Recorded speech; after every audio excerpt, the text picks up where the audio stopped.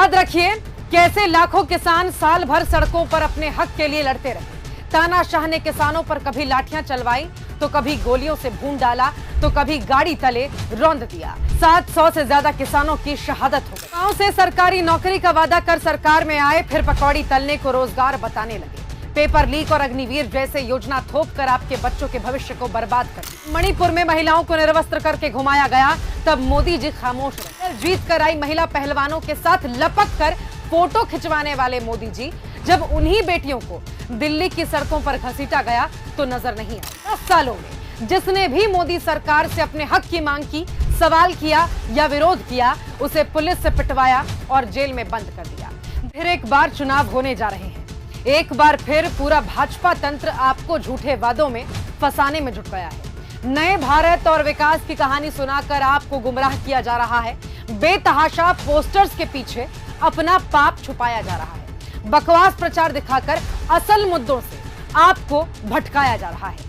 ये देश में लोकतंत्र मिटाकर तानाशाही स्थापित करना चाहते हैं। आपको जनता से गुलाम बनाना चाहते हैं। आज मैं आपको बताती हूं कि मोदी जी ने कब कब और कैसे कैसे देश के लोकतंत्र और संविधान को मिटाने की कोशिश की। याद रखिए कैसे लाखों किसान साल भर सड़कों पर अपने हक के लिए लड़ते रहे।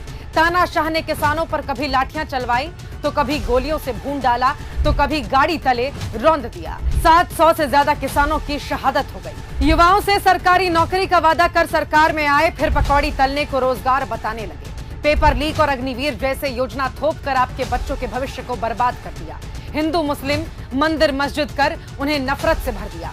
याद रखिएगा जब मणिपुर में महिलाओं को निर्वस्त्र करके घुमाया गया, तब मोदी जी खामोश रहे। मेडल जीत कर आई महिला पहलवानों के साथ लपक कर फोटो खिंचवाने वाले मोदी जी जब उन्हीं बेटियों को दिल्ली की सड़कों पर घसीटा गया तो नजर नहीं आए।